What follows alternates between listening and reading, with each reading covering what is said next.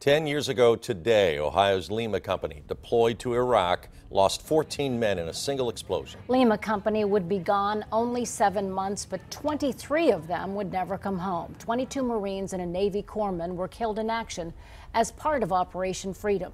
Tonight, we revisit a salute to Lima company and the portraits that keep their memories alive. It's hard to look away from these eyes, smiling eyes, welcoming eyes. They seem to be looking out toward a bright future. But these eyes will stay forever young, and these young men are forever gone. The grief-stricken survivors of Lima company came back to Ohio to find the streets lined with strangers who shared their anguish and wanted to find some way to honor their service and the memories of their fallen brothers. Artist Anita Miller was haunted by the images and awoke suddenly one night with a vision of portraits lining the State House rotunda, each of the 23 young men who died in service to their country, lovingly captured as his family would want him to be remembered. One by one, each of the young men came back to life on canvas. Sean Flaherty volunteered to document the process on film. Then, each of the families donated a pair of their sons' boots, and the Eyes of Freedom Memorial was born.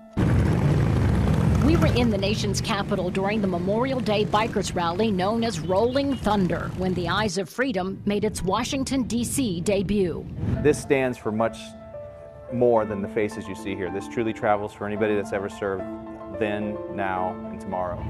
I think, being a veteran myself, that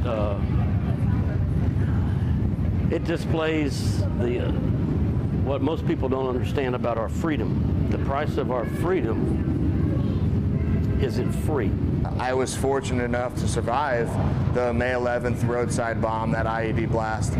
We lost 6 of my brothers around us in that blast, and I almost didn't make it either. Mike Straley spent weeks in the hospital. He is one of the Lima company survivors who came home with devastating injuries and survivor's guilt. But he says the Eyes of Freedom seem to have a healing power for troubled veterans. You know, it's been healing for me too. Now, the retired Straley and Sean Flaherty will take these portraits all around the country, sharing the stories of 23 young men who loved America enough to die for it. Young men whose eyes tell the story of freedom.